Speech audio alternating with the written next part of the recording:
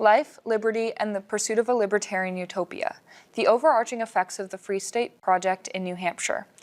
I'm Noel and this is Cardinal Perspective, a show where I talk about local stories or current events that apply to people right here in Claremont, New Hampshire. I haven't lived in Claremont for very long, but I have enjoyed my time here. And though Claremont is small, I truly believe it has so many wonderful things to offer its citizens. I created this show to highlight those things and the people that are doing cool things within Claremont, which help make it a better place. I also talk about current events that affect the people in and around Claremont.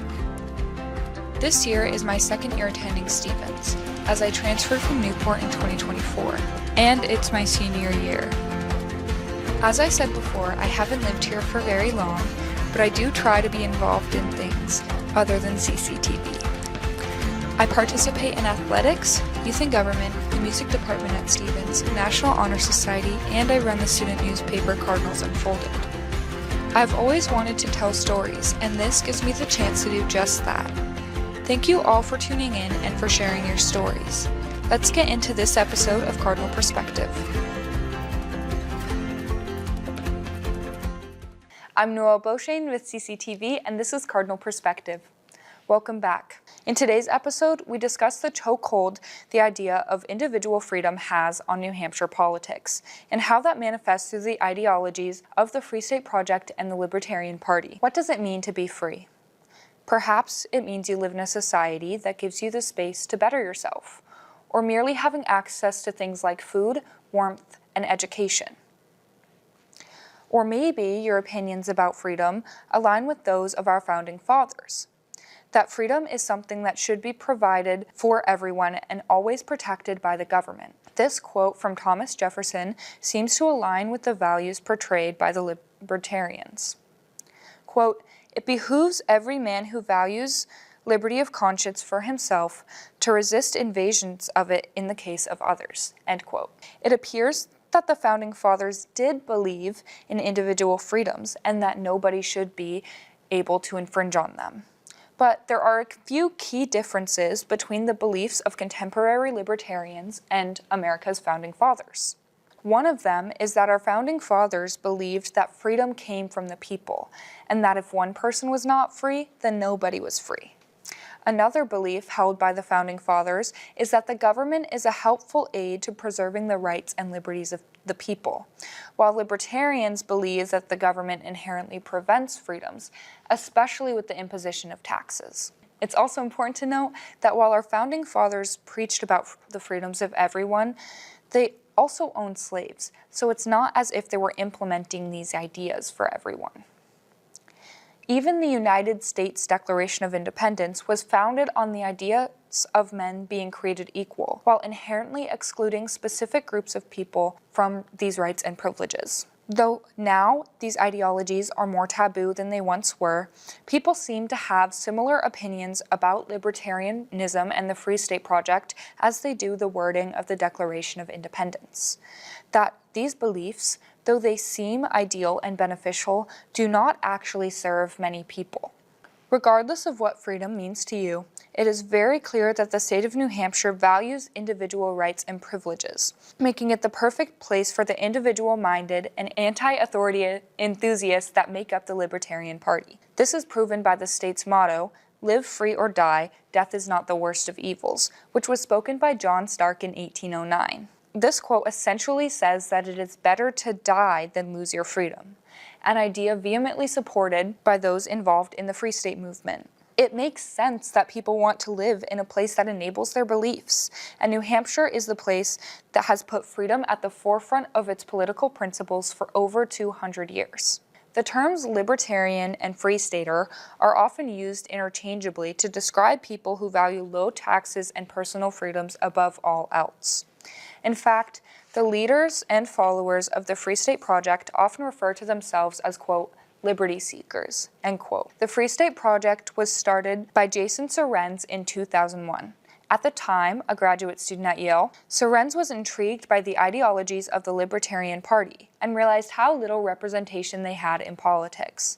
This realization sparked his desire to change that. Thus, the Free State Project was born. It did not, however, begin to gain substantial traction until 15 years later.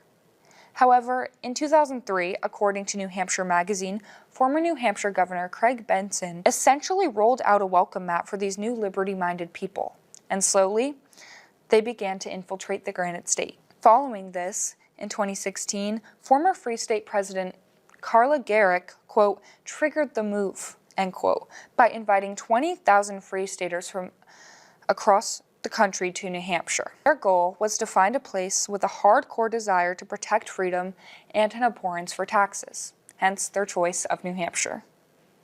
But New Hampshire did not actually become freer, especially since triggering the move didn't really work. According to Washington Monthly, of the 20,000 people who signed the petition, only 1,300 actually made the move. 3,000 petition signers were already New Hampshire residents. This didn't stop the Libertarian Party from progressing, of course. In 2018, 17 out of 400 members of the New Hampshire House of Representatives were part of the Libertarian Party, though at this time, only 2 of them were not registered as Democrats or Republicans. Libertarians, hiding under the guise of another party, led many to feel as though they had been deceived, but that didn't stop libertarians from campaigning as Republicans. The intersectionality between the Libertarian and Republican parties began with the Tea Party movement in 2009. The Tea Party movement emerged from disagreement with former President Barack Obama's fiscal policies. This is also when the term fiscally conservative and socially liberal was coined by many libertarians. The movement was heavily supported by Republicans, and it placed a huge emphasis on reduced government spending, lower taxes, and limited government. Does any of this sound familiar? With the rise of the Tea Party movement, many libertarians labeled themselves as Republicans to gain access to seats in local and federal politics. Though the Libertarian Party's numbers are small in comparison to other political campaigns or parties, they're not known to back down to challenges. It seems as though they will not let their small numbers determine how much change they can make, even if that change has some controversial outcomes. After closeted libertarians or libertarian sympathizers began seeing the merit behind the idea of individual freedoms, they began to seek a place to concentrate their efforts. A place with little interference from, quote, woke liberals, end quote, a disdain for taxes, and notoriously low zoning laws. Grafton, a town in the northwestern part of New Hampshire, proved the perfect place to begin a free state experiment. As libertarians began moving to Grafton, they gradually attended town meetings with an attitude of, nobody tells me what to do, which is great in theory, but left the town of Grafton with no new freedoms, no more money, no streetlights, bad roads, no firefighters, and a bear problem. In 2022, the branches of the Free State movement continued to spread throughout New Hampshire. Eventually, the Free State Project reached Croydon, a town approximately 25 minutes away from Claremont, where a group of Free Staters once again targeted public tax-funded amenities and stripped the town down to its bare bones in the name of freedom and liberty.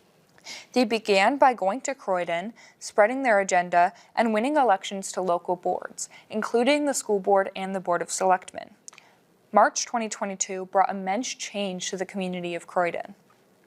Amidst a town meeting, former Croydon Selectman Ian Underwood made a surprise motion to cut Croydon School District's budget from $1.7 million to $800,000. The motion passed by a 20-14 vote. This changed the lives of the residents in Croydon and led to staff being laid off, uncertified teachers leading classrooms, and made it so that many parents unenrolled their students or enrolled their students elsewhere. Over the last 2 years, and among a fiscal crisis in Claremont School District, we see 2 libertarians running for the Claremont School Board.